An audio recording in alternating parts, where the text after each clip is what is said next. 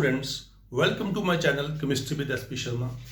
बच्चों, last video में हमने पढ़ा था सॉलिड्स क्या होते हैं और types of solids, crystalline solids and amorphous solids, इनके बारे में पढ़ा था। इनके हमने कुछ पॉइंट्स पढ़े थे कि क्रिस्टलाइन सॉलिड्स के अंदर जो अरेंजमेंट ऑफ कॉन्स्टिट्यूएंट पार्टिकल है वो किसमें होता है, रेगुलर फैशन में होता है, और एमॉर्फस के अंदर जो अरेंजमेंट ऑफ कॉन्स्टिट्यूएंट पार्टिकल है वो इरेगुलर फैशन में होता है। क्रिस्टलाइन सॉलिड की ज्योमेट्री जो होती है, they have the regular geometry और they have the irregular geometry. Third point पढ़ा था, they have the long range order और they have the short range order. फिर पढ़ा था नेक्स्ट पॉइंट हमने, melting point, they have the sharp melting point. Sharp melting point, they melt at particular temperature. हर एक जो क्रिस्टलाइन सॉलिड है किसी पर्टिकुलर टेम्परेचर पे क्या होता है, मेल्ट हो जाता है। बट एमॉर्फस सॉलिड्स जो हैं they melt over the wide range of temperature, right? उसके बाद पढ़ा था हीट ऑफ फ्यूजन। इनका हीट ऑफ फ्यूजन क्या होता है, फिक्स होता है, और इनका हीट ऑफ फ्यूजन फिक्स नहीं होता, इनडेफिनेट होता है। फिर पढ़ा था हमने दे आर ट्रू सॉलिड्स। इनकी जो प्रॉपर्टीज होती हैं पूरी प्रॉपर्टीज सॉलिड्स की होती हैं, and they are pseudo solids, जहां हम कहते हैं सुपर कूल्ड लिक्विड। ये फॉल्स सॉलिड है जहां इनकी कुछ प्रॉपर्टी सॉलिड्स की हैं और कुछ प्रॉपर्टी क्या है, लिक्विड से मिलती है। मैंने एग्जांपल दी थी कि जैसे पुरानी बिल्डिंगें देखिए, उनके जो शीशे होते हैं खिड़कियों के, वो नीचे से मोटे हो जाते हैं। क्यों मोटे होते हैं? क्योंकि अब हीट पड़ती है तो वो फ्लो करना शुरू करते हैं, तो इसलिए वो लिक्विड की प्रॉपर्टी शो करते हैं। इसलिए हम कहते हैं they are pseudo solid are super cooled liquid. फिर पढ़ा था क्लीवेज। अगर हम इनको कट करें, they undergo the plane cleavage, और इनको अगर कट करें they undergo the irregular cleavage. उसके बाद एक खास प्रॉपर्टी पढ़ी थी हमने, N isotropic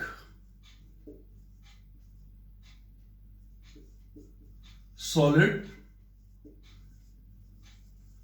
and isotropic solid.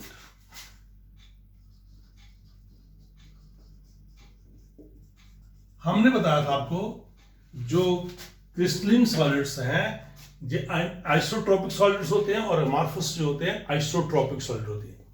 हमने क्या बताया था, iso mean same, tropic mean directions.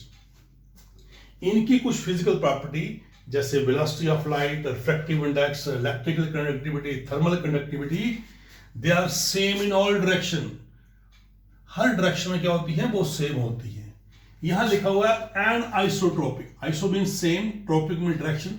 जब प्रीफिक्स एन लग गया मींस नॉट सेम। इनकी जो फिजिकल प्रॉपर्टी होती है like velocity of light, refractive index, electrical conductivity, they are different in the different direction. आज हम इसको एक्सप्लेन करेंगे कैसे वो डिफरेंट इन डिफरेंट डायरेक्शन होती हैं, यहां पर कैसे सेम होती हैं इन ऑल डायरेक्शन, राइट। सबसे पहले मैं बात करूंगा वेलोसिटी ऑफ लाइट की। किसकी बात करूंगा? Velocity of light.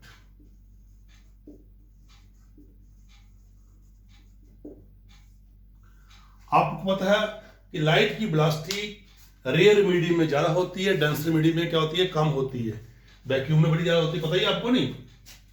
अगर हम लाइट यहां से पास करते हैं, यहां पर खाली स्पेस है बीच में, तो यहां पर वेलोसिटी ऑफ लाइट क्या होगी, ज्यादा होगी। और अगर हम यहां से पास करते हैं, जो छोटे पार्टिकल बीच में रहते हैं, वेलोसिटी ऑफ लाइट थोड़ी क्या हो जाएगी, कम हो जाएगी।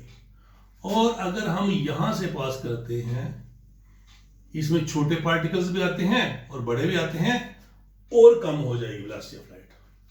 और अगर हम इस डायरेक्शन में करते हैं, यहां सभी क्या है, बड़े पार्टिकल हैं, लाइट वेलोसिटी ऑफ लाइट और कम हो जाएगी। तो आपने देखा डिफरेंट डायरेक्शन में वेलोसिटी ऑफ लाइट क्या है, डिफरेंट है। तो हम कहेंगे crystalline solids are anisotropic solid, right. But यहां से अगर लाइट पास करें, जिस डायरेक्शन मर्जी करेंगे, एक जैसे पार्टिकल ही आपको दिखाई देंगे। So amorphous solids are isotropic, right.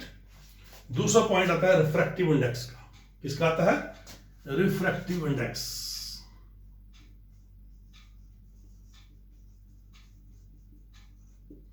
ये आपने 10th में 9th में पढ़ा है। रिफ्रैक्टिव इंडेक्स होता है sine i upon sine r. I क्या है, एंगल ऑफ इंसिडेंट, आर क्या है, एंगल ऑफ रिफ्लेक्शन। ध्यान दीजिए बच्चों, अगर हम, ये हमारे पास है क्रिस्टलाइन सॉलिड्स है, अगर हम यहां पर लाइट इंसिडेंट करते हैं और फिर यहां पर करते हैं, यहां पर नॉर्मल ड्रा करेंगे हम और यहां भी नॉर्मल ड्रा करते हैं, ये दोनों एंगल हमने सेम रखे हैं, एंगल ऑफ इंसिडेंस जितना ये है उतना ही ये है। अब यहां पर भी बेंडिंग ऑफ लाइट होगा, यहां भी होगा, बट यहां पर पार्टिकल्स हैं तो मीडियम ज्यादा डेंस है तो बेंडिंग ज्यादा होगी, एंगल छोटा बनेगा, और यहां पर बेंडिंग कम होगी और एंगल ऑफ रिफ्रैक्शन क्या होगा, बड़ा बनेगा। दोनों में फर्क देखिए, एंगल ऑफ इंसिडेंस सेम है और एंगल ऑफ रिफ्रैक्शन यहां छोटा है, जहां बड़ा है, जहां बेंडिंग ज्यादा हुई है एंगल छोटा बना है, जहां बेंडिंग कम हुई है क्योंकि यहां खाली जगह थी जहां पर मतलब पार्टिकल्स थे, तो इसलिए इनका रिफ्रैक्टिव इंडेक्स भी क्या हो गया, अलग अलग हो गया। तो आपने देखा refractive index different in the different direction in case of the crystalline solid, but यहां पर ऐसा नहीं है, यहां पर पार्टिकल जो है वो रैंडमली है, तो जिस डायरेक्शन में मर्जी मापेंगे एंगल रिफ्रैक्टिव इंडेक्स क्या आएगा, सेम आएगा, राइट। अब तीसरी बात आती है किसकी, लाइट की, थर्मल कंडक्टिविटी या इलेक्ट्रिकल कंडक्टिविटी की बात करते हैं। इलेक्ट्रिकल कंडक्टिविटी बच्चों, आपने ग्रेफाइट का स्ट्रक्चर पढ़ा था 9th 10th 11th में। ग्रेफाइट किससे बना होता है, ग्रेफाइट बना होता है कार्बन से, तो कार्बन का एटॉमिक नंबर 6 और बैलेंस इलेक्ट्रॉन होते हैं 4।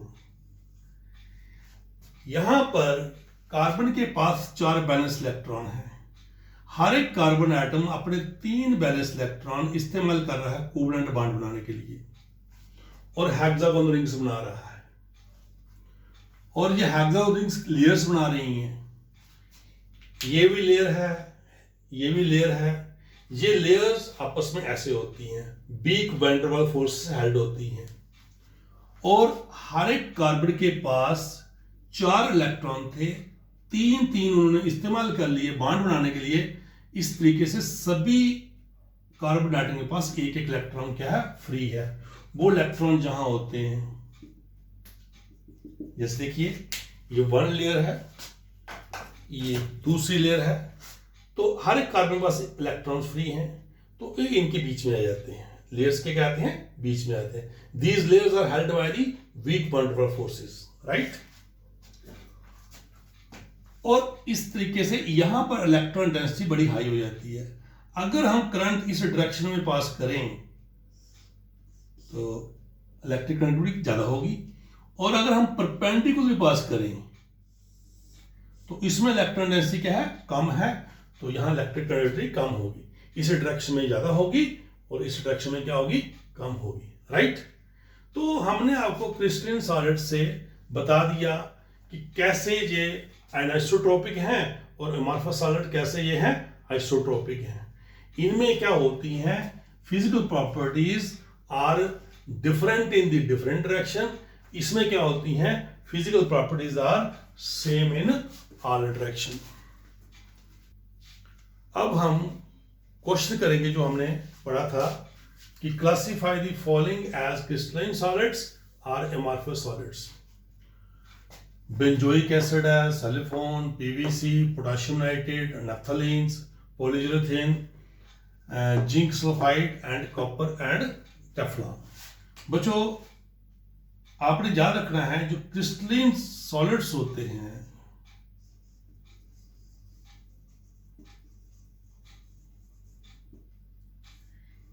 जितने भी एलिमेंट्स हैं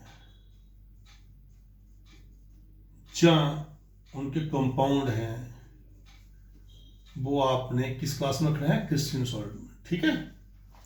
और एमॉर्फस के लिए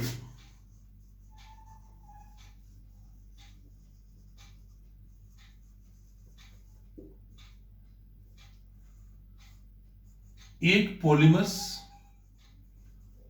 क्या क्या होते हैं, जैसे रबड़ है, प्लास्टिक है, फाइबर है, एटसेट्रा। और दूसरा मिक्सचर। इन दोनों के बेस पे हमने इनको क्लासिफाई कर लेना है। बेंजोइक एसिड, आपको पता ही बेंजोइक एसिड क्या होता है। ये बेंजीन है, COH, ये बेंजोइक एसिड है, इट्स ए कंपाउंड। अगर ये कंपाउंड है it means it's a crystalline solids. कैसा है ये?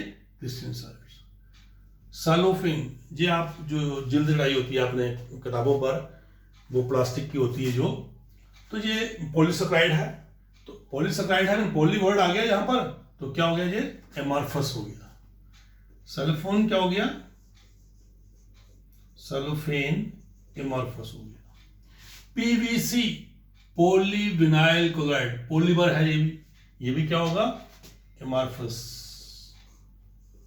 यहां वर्ड पॉली आए तो मीन्स एमार्फस है। पोटाशियम नाइट्रेट, पोटाशियम नाइट्रेट का था KNO3, ये कंपाउंड है। तो कंपाउंड है तो वो क्रिस्टलाइन सॉलिड है। नफ्थलीन, नफ्थलीन क्या होता है? दिस इज नफ्थलीन, दो बेंजीन जुड़ी हुई आपस में।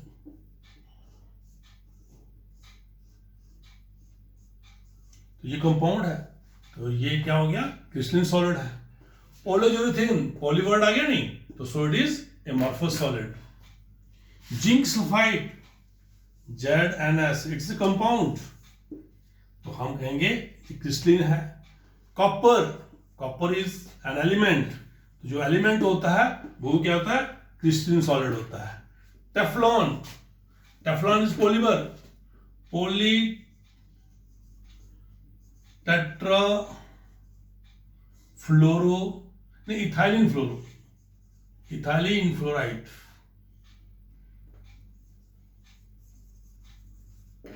तो टेफ्लॉन पॉलीमर है, तो ये क्या हो गया? एमार्फस सॉलिड हो गया टेफ्लॉन। इस तरीके से आपने याद रखना है, जो क्रिस्टलाइन सॉलिड्स हैं या तो एलिमेंट्स होते हैं या कंपाउंड्स होते हैं। जो एमार्फस सॉलिड्स होते हैं वो पॉलीमर्स होते हैं या मिक्सचर होते हैं। तो हम कोई भी हमें कंपाउंड्स दिए जाए हम उनको क्लासिफाई कर सकते हैं। ठीक है, तो आज का टॉपिक यहां पर खत्म करते हैं। Thank you.